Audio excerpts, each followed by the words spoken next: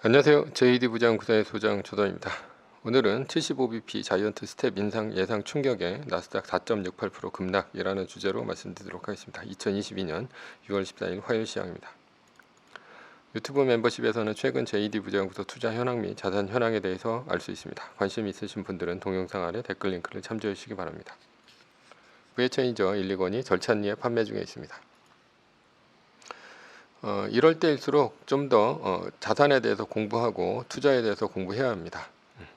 2022년 6월 JD 부장구소 16기 공지를 합니다. 부동산 강의와 부동산 주식 패키지 강의는 이번 주 일요일까지만 모집을 하니 관심 있으신 분들은 동영상 아래 댓글 링크를 참조해 주시기 바랍니다.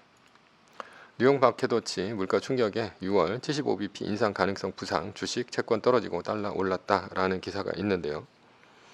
어제는 나스닥이 4.68%, S&P 500 지수는 3.88%, 다우 지수는 2.79% 떨어지며 3대 지수 모두 큰 폭으로 하락했습니다.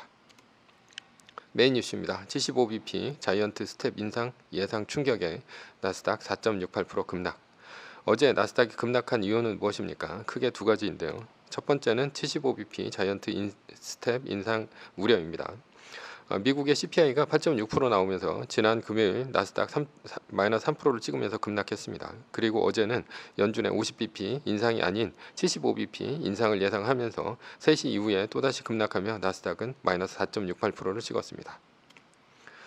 미국채 2년물은 연준의 금리 인상을 따라갑니다. 그러니 올해 연준이 3.38% 정도로 올릴 것으로 예상한다는 것입니다. 또 다른 예상은 4% 이상을 예상하기도 합니다. 올 연말에 기준금리가 2.5% 넘어서려면 5번의 FOMC 회의가 남았으니 FOMC 회의마다 50bp를 올려야 합니다. 그러나 올 연말에 3.5% 또는 4%를 기준금리가 넘으려면 75bp 인상은 필수적이어야 합니다. 그만큼 시장 상황이 안 좋다는 얘기입니다. 지금 100bp 얘기도 나오고 있습니다. 두 번째는 암호화폐 급락입니다. 속보로 바이낸스 한때 비트코인 인출 중지라는 이제 기사가 떴는데요. 세계 최대 암호화폐 거래소인 바이낸스가 비트코인 인출 중지에 나섰는데요. 이유는 비트코인, 이더리움 등 암호화폐 급락 때문입니다. 그러니 바이낸스가 비트코인의 뱅크런으로 예측은 부족 사태의 우려 때문에 인출 중지에 나선 것입니다. 심각하게도 비트코인, 이더리움의 급락이 죽음의 소용돌이의 시작일 수 있습니다. 국산 코인 루나 테라 가격 폭락, 죽음의 소용돌이에 빠졌다라는 기사가 있는데요. 루나가 암호화폐 죽음의 소용돌이에 휘말려서 결국 99.99% 하락했고 결국 상장 폐지되었습니다. 그런데 비트코인과 이더리움이 떨어지자 제2의 루나 사태가 올 수도 있다고 본 것입니다.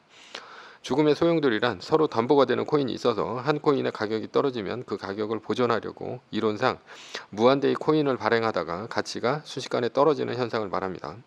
그래서 테라 USD의 가격이 1달러 밑으로 떨어지자 이것을 보전하려고 루나가 무한 발행하면서 순식간에 99.99% 폭락한 것입니다. 결국 루나에 투자했던 투자자는 원금 전체를 날려버렸죠. 이것이 이제는 비트코인과 이더리움에도 생길 수 있다는 공포가 어제 시장에 퍼졌습니다.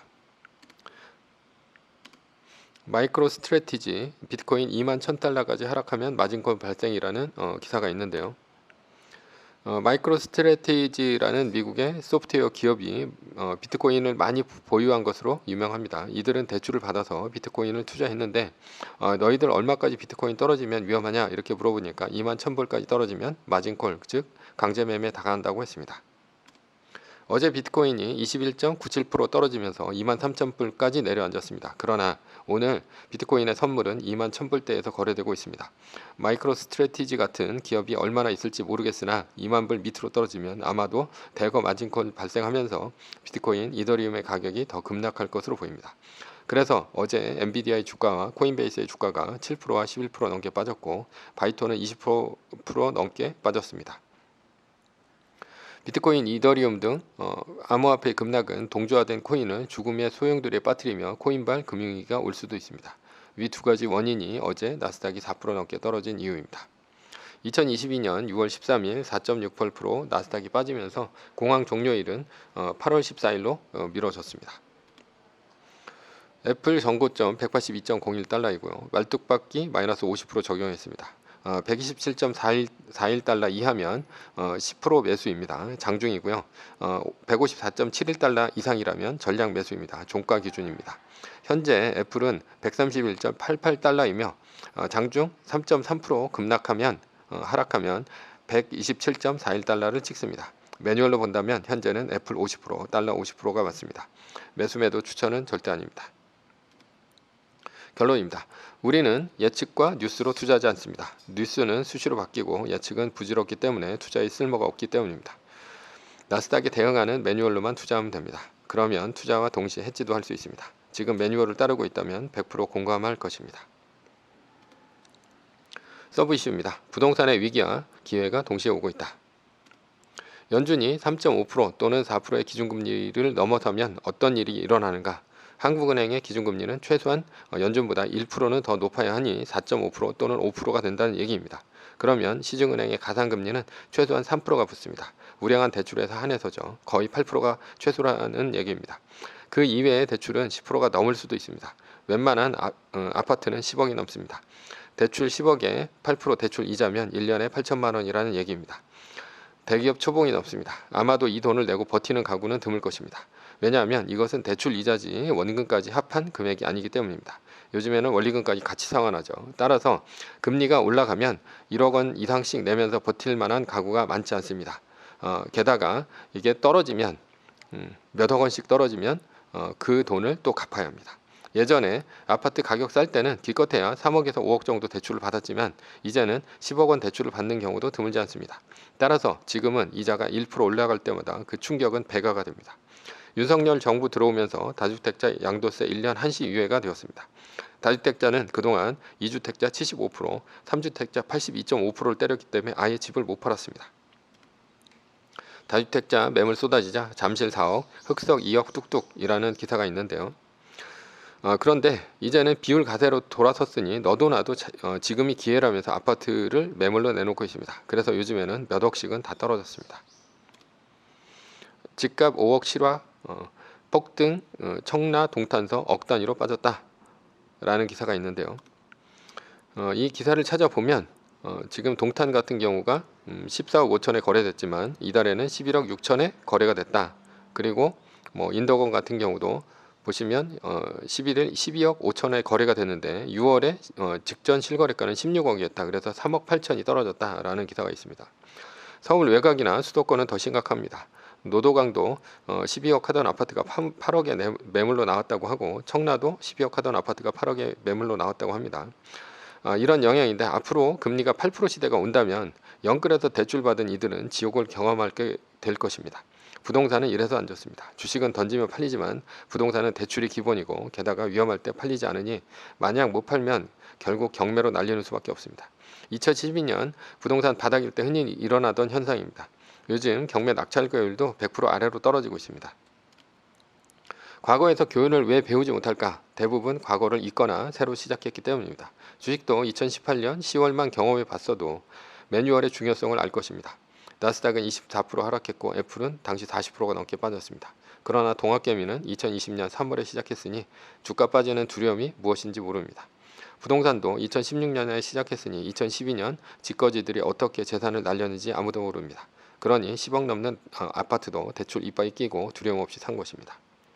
주식이건 부동산이건 해지가 기본입니다. 해지를 하지 못하면 한순간에 망합니다. 그런데 부동산은 최악의 자산입니다. 왜냐하면 해지가 안 되기 때문입니다. 주식은 팔리기는 하고 대출 받았어도 마진콜 당했어도 자산이 0으로 끝납니다. 빈털터리는 되지만 신용불량자는 안 됩니다. 빚은 안 진다는 얘기죠. 그러나 아파트값 4억 떨어지면 원금 상환해야 하는데 4억 원이란 현찰이 월급쟁이한테 있기는 합니까? 그러니 아파트 경매로 날리고 결국은 신용불량자 됩니다. 잘 나가는 의사가 왜 신용불량자가 되는지 아십니까? 조용히 동네에서 간호사 2명 두고 일주일에 한 번 쉬면서 매출 2천만 원 찍고 한 달에 1천만 원씩만 벌면 되는데 욕심을 부리기 때문이죠. 강남에 건물 임대하고 인테리어 삐까번쩍하게 하고 수십억 원 대출 받아서 병원 차렸는데 망하면 수십억 원 빚진 신용불량자 됩니다. 어차피 페이닥터 해도 1천만 원 이상 벌기 힘듭니다. 그러니 수십억을 어떻게 갚습니까? 그 돈 이자로 죽을 때까지 때려 넣으면서 요양병원에서 의사 노릇하면서 노예생활을 하는 것입니다. 그래서 빚이 무서운 것입니다. 제가 부동산을 때려친 이유도 갭 투자의 무서움을 몸소 체험했기 때문입니다. 2012년 한때 40억 원까지 부동산 담보대출이 있었는데요. 그런데 2012년이 지나면서 느낀 점은 아무리 열심히 공부하고 투자해도 불황 한번 오면 그냥 부동산은 작살나는구나 하고 느꼈기 때문입니다. 대출은 하나가 무너지면 연쇄적으로 무너지게 되어 있습니다. 왜냐하면 하나가 무너지면 이자를 못 갚으니 바로 신용불량자가 됩니다. 그리고 앞으로 돌아오는 만기에 나머지 대출은 신용불량 때문에 전부 대출 연장이 거부되고 그리고 전부 경매로 날아갑니다. 결국 망하는 것은 순식간입니다. 따라서 경매로 부동산 전부 날리고 내 재테크 인생이 한 번에 부정당하는 종말이 오겠구나 하는 생각 때문이었죠. 그래서 2016년까지 서울 2호선 역세권에 부동산 투자해놓고 부동산은 더 이상 투자 안 합니다. 반드시 과거에서 교훈을 배워야 합니다. 닷컴 버블, 2008년도 금융위기, 2012년 신용대출 위기, 2018년 10월 이자율 위기, 2020년 3월 코로나 위기 등 교훈은 무엇입니까? 바로 자산 해지의 중요성입니다. 그러나 사람들은 지나간 일을 기억하고 싶지 않아 합니다. 그것이 역설적으로 생존에 유리하기 때문입니다. 애를 낳은 산모는 고통을 잊습니다. 왜냐하면 고통스럽다 생각하면 다시는 임신을 안 할 것이고 그러면 인류의 생존은 끝날 것이기 때문입니다. 그래서 대부분의 사람들은 지나간 더럽게 가난했던 과거도 모두 아름답다 추억합니다. 그래야 생존에 유리하기 때문이죠. 우리의 뇌구조가 그렇게 생겨 먹었습니다. 다만 위기도 있지만 부동산의 기회도 오고 있습니다. 달러 자산에 투자했다면 환율이 오를 것입니다. 그러나 국내 자산은 반대로 떨어질 것입니다. 달러 자산이 30% 오르고 국내 자산이 30% 떨어지면 이론상 나는 60% 유리합니다. 국내 자산에 투자할 때 그만큼 유리하다는 것이죠. 싸게 사면서 환율의 덕까지 보는 것입니다. 물론 매뉴얼을 지켰다면 현금은 있을 것입니다. 자세한 내용은 강남 부동산 사는 법을 참조하시기 바랍니다. 결론입니다. 그러나 투자는 과거를 잊으면 안 됩니다. 큰 자산은 해지해야 하며 존버라는 말은 개나 줘버리시기 바랍니다. 반드시 매뉴얼을 지켜야 합니다. 다만 매뉴얼은 주식과 같은 황금성이 뛰어난 것만 가능합니다. 지금 당장 오른다고 탐욕에 눈이 멀어 부동산 영끌했다가 공황 오면 한순간에 빈털털이 거지됩니다. 그리고 열심히 살아온 내 인생은 한순간에 부정당하고 맙니다. 매뉴얼입니다. 세계 1등 주식은 전고점 대비 2.5% 떨어질 때마다 10%씩 팔면서 리밸런싱 하다가 나스닥 마이너스 3%가 뜨면 말뚝을 박는 것입니다. 그러다 반등이 시작되면 V자 반등 리밸런싱을 하면 됩니다. 자세한 내용은 JD 부자연구소 다음 카페를 참조하시거나 동영상 밑에 리밸런싱 말뚝 박기 댓글 링크를 참조하시기 바랍니다. 전제는 세계 1등 주식은 우상향 합니다. 위의 상황은 매뉴얼일 뿐입니다. 따를 사람은 따르고 참고할 사람은 참고하시면 됩니다. 주식을 사고 파는 것에 대한 모든 책임과 이득은 본인에게 있습니다.